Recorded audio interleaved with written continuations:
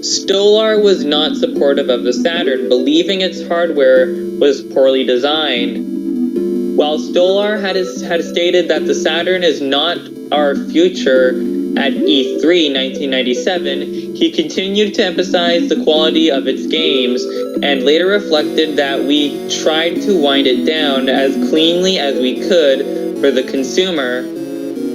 At Sony, Stolar had opposed the localization of certain Japanese PlayStation games that he felt would not represent the system well in North America.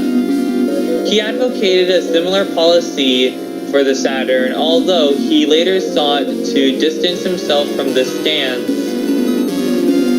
Other changes included a softer image in Sega's advertising, including removing the Sega scream and holding press events for the education industry. Sega partnered with GE to develop the Model 2 arcade system board, building onto 3D technology in the arcade industry at the time. This led to several successful arcade games, including Daytona USA, launched in a limited capacity in late 1993 and worldwide in 1994. Other popular games included Virtua Cop and Virtua Fighter 2. The Model 2 was equipped with better hardware than any home video game consoles at the time. Other popular games included Virtua Cop and Virtua Fighter 2. The Model 2 was equipped with better hardware than any home video game consoles at the time. Aside from the Saturn, Sega made forays in the PC market with the 1995 establishment of Segasoft, which was tasked with curating original Saturn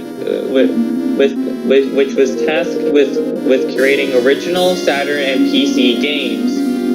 In 1996, Sega operated a number of indoor theme parks, not only in Japan with Jolly Pulis, and also overseas with Sega World branded arcades in the UK and Australia.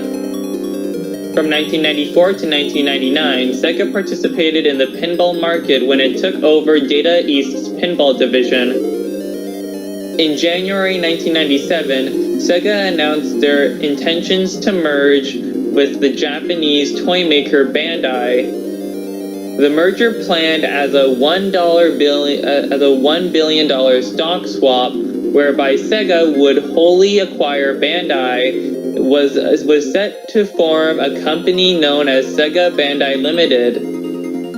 Though it was to be finalized in October of that year, it was called off in May after growing opposition from Bandai's mid-level executives. Bandai instead agreed to a business alliance with Sega.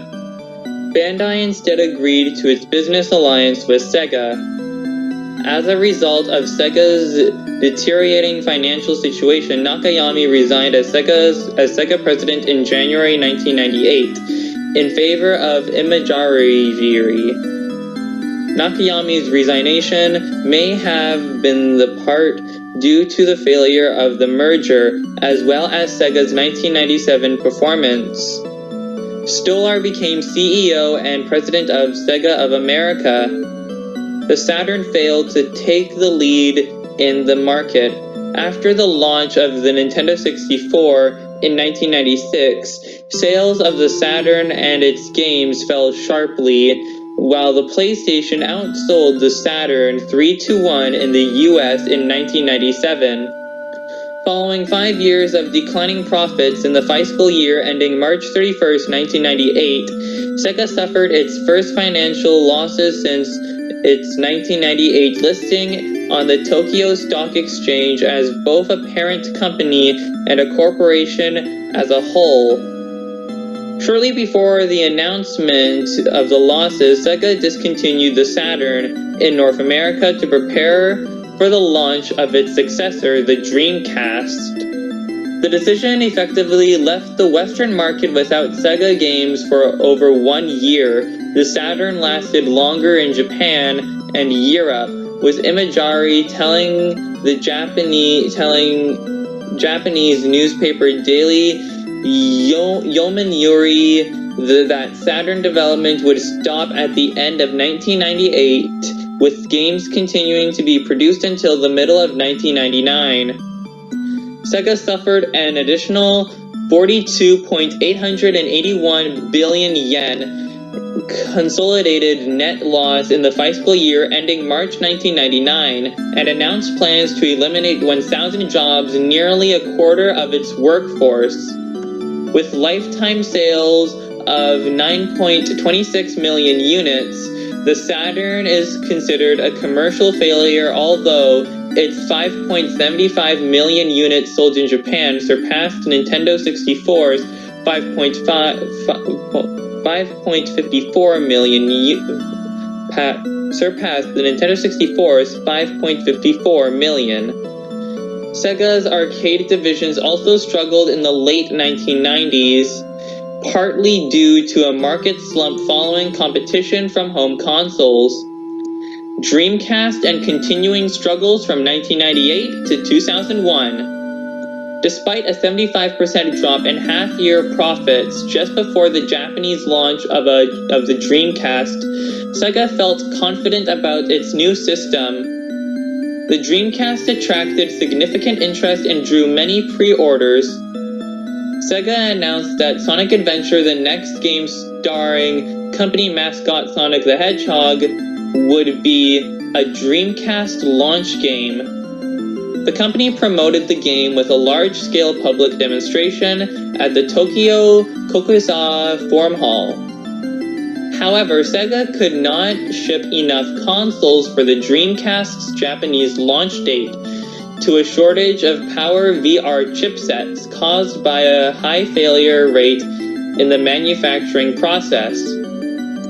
As more than half of its limited stock had been pre-ordered,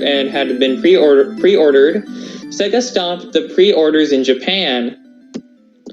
Before the launch of the Dreamcast in Japan, Sega announced the release of its new arcade operation idea, Naomi arcade system board. Sega stopped pre-orders in Japan. Before the launch of the Dreamcast in Japan, Sega announced the release of its new arcade operation machine idea, Naomi arcade system board, which served as a cheaper alternative to the Sega Model 3. Naomi shared the same technology as the Dreamcast, allowing nearly identical ports of arcade games. Naomi shared the same technology as the Dreamcast, allowing nearly identical ports of arcade games. The Dreamcast launched in Japan on November 27, 1998 at a price of 29,000 Japanese yen. The entire stock of 150,000 consoles sold out by the end of the day. Irimajiri estimated that an additional 200,000, 300,000 Dreamcast units could have been sold with sufficient supply. He hoped to sell over 1 million Dreamcast units in Japan by February 1999, but less than 900,000 were sold.